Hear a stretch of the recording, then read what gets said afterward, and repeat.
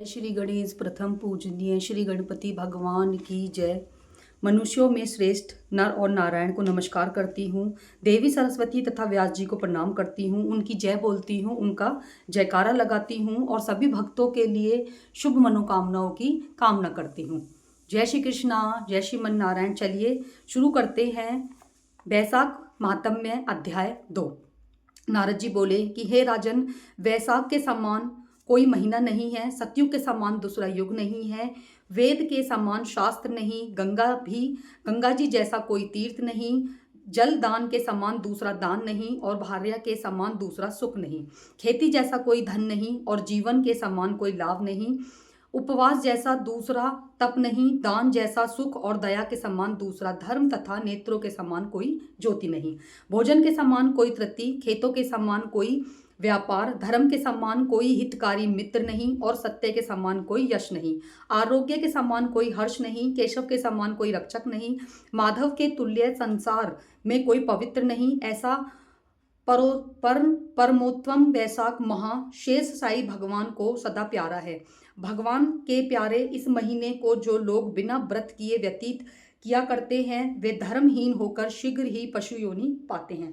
उनका कुआं बावड़ी बनवाना, बगीचा लगवाना आदि सभी धर्म व्यर्थ हैं, उनका कुछ फल नहीं मिलता। जो मनुष्य वैशाख मास में नियम पूर्वक भोजन आदि करते हैं वे विष्णु भगवान की सायुज्य मुक्ति को अवश्य प्राप्त होते हैं, इसमें संदेह नहीं है। संसार में अनेक प्रकार के दान और व्रत हैं, परंतु उनके करने से शरीर को अत्यंत परिश्रम होता है, उनसे संसार में बार बार जन्म लेना पड़ता है। परंतु वैशाख मास में केवल स्नान कर लेने से ही प्राणी आवागमन से छूट जाता है।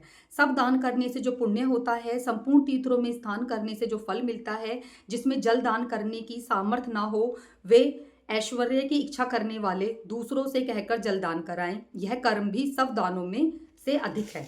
तराजू के एक पलड़े में सब प्रकार के दान और दूसरे में जलदान रखकर तोलें तो जलदान ही भारी निकलेगा। जो यात्रियों के लिए प्याऊ लगवाकर जलदान करता है वह अपने करोड़ों कुल का उद्धार कर विष्णु लोक को जाता है। हे राजन, प्याऊ लगवाने से देवता, पितृ और ऋषि सब निसंदेह अत्यंत प्रसन्न होते हैं। जो प्याऊ लगा थके हुए यात्रियों को संतुष्ट करता है उसे ब्रह्मा, विष्णु और शिव सब देवता प्रसन्न होते हैं।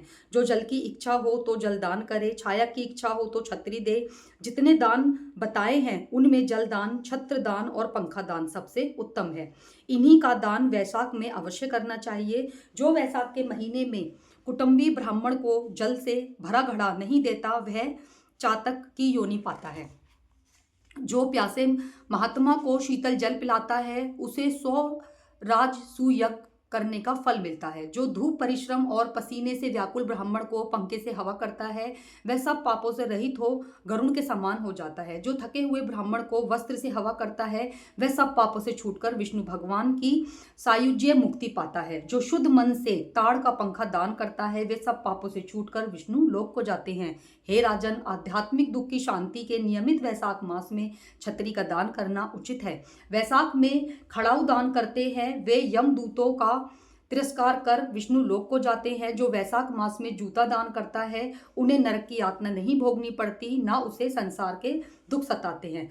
ब्रह्मांड में याचना करते हुए खड़ाऊ दान करने वाले पृथ्वी पर करोड़ जन्म तक राजा होता है। जो मार्ग में श्रम को दूर करने के लिए स्थान बनवाता है उनका फल वर्णन करने में भी ब्रह्मा असमर्थ हैं। दोपहर को जो कोई अतिथि या ब्राह्मण मिले उसको भोजन कराने का फल ब्रह्मा जी भी वर्णन नहीं कर सकते हैं। हे राजन, अन्नदान मनुष्य को तत्काल तृप्ति देने वाला है। संसार में अन्नदान के समान कोई दान नहीं है। जो मनुष्य मार्ग में थके हुए ब्राह्मण को आसरा देता है उसके पुण्य करने की ब्रह्मा में भी सामर्थ्य नहीं है। भूखे मनुष्य को स्त्री, पुत्र, घर, वस्त्र, अलंकार, आभूषण कुछ भी अच्छे नहीं लगते हैं। पेट भरने पर ही सब कुछ अच्छा लगता है, इसीलिए अन्नदान के समान ना कुछ हुआ ना आगे होगा। त्रिलोकी में सब अन्न की ही प्रशंसा करते हैं। माता पिता को केवल जन्म देते हैं, परंतु पंडित लोग संसार में अन्न के दानी को ही पिता कहते हैं। हे राजन, अन्नदाता में सर्वधर्म निवास है। ये था वैशाख माह का महात्म्य अध्याय 2। जय श्रीमन नारायण, जय श्री कृष्णा, राधे राधे, हरि बोल।